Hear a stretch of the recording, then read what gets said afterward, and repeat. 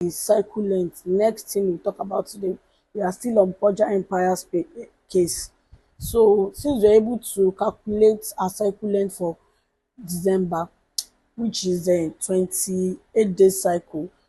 Remember I said the first day of our period is day one, second day, third day, fourth day, fifth day, sixth day, seventh day, eighth, ninth day. See ninth day, tenth day, 11, 12, 13, 14, 15, 16, 17, 18, day 19, day 20, day 21, day 22, day 23, day 24, day 25, day 26, day 27, day 28, then a period.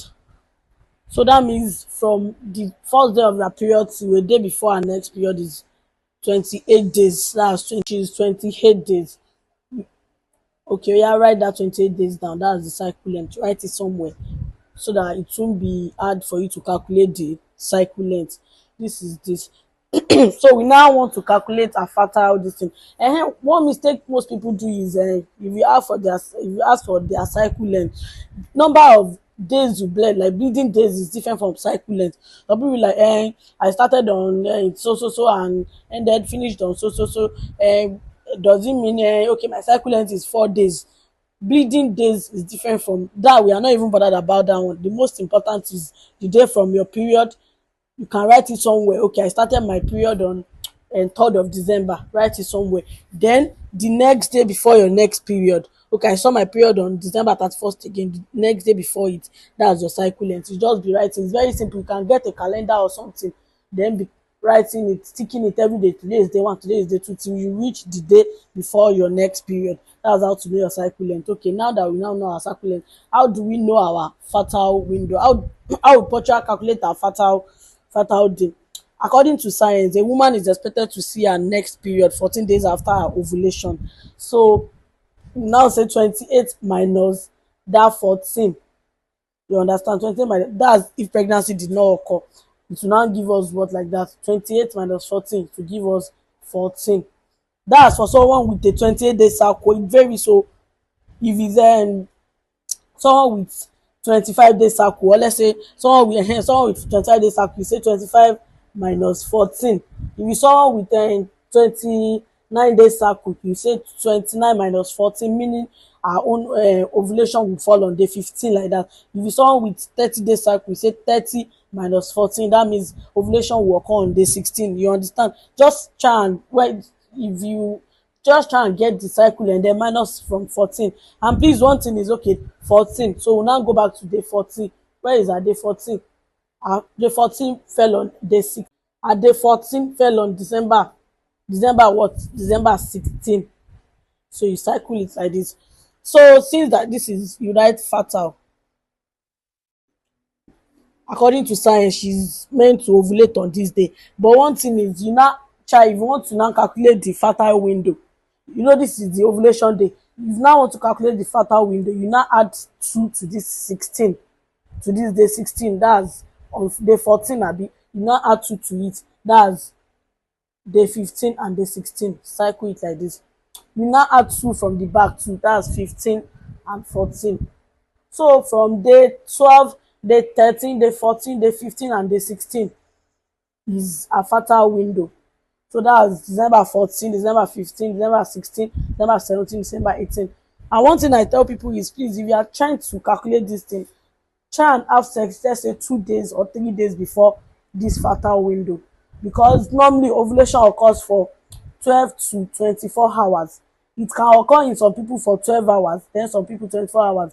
What if you are not among the people that ovulation will occur for 24 hours? What if you are among the short people that ovulation will occur for 12 hours? So it's always good to have sex before this day.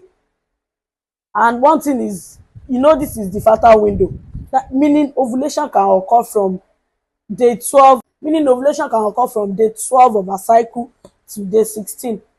Meaning it can occur from December 14 to December 18. So it's always good. It can happen on December 14. It can happen on December 18. We never can tell, but it will be around this fertile window.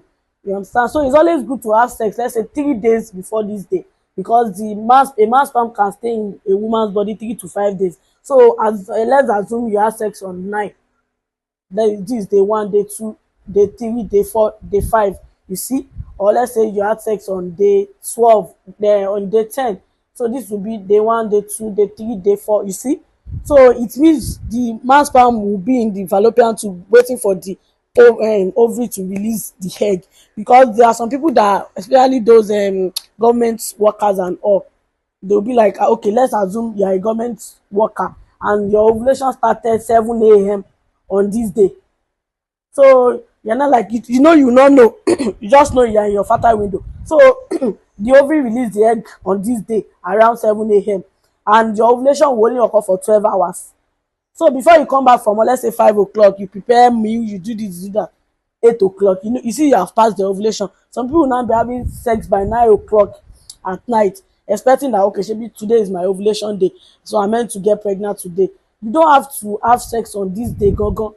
Our advice within, if you are within this, if you are within this window range, is okay, or some days before this window range, because we never can tell. Your ovulation can occur on day 12, it can occur on day 17. So it's always good for the sperm to be in the body even before the ovulation. So that's how to calculate the fertile window, the ovulation. And please note that this is for someone with a 28-day cycle. If you are someone with um if you are someone with this a short cycle, let's say 21-day cycle, it is very very simple. You just minus 21 minus 14. That means your own ovulation will occur on day 7.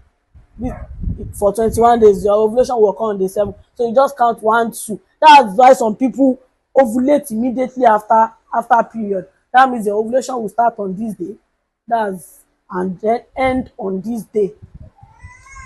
So from your day, yes, so from your day 3 till day 8, you are most likely to ovulate. That's why most people will be like, 21 days may cycle me, but I don't even know when my ovulation is.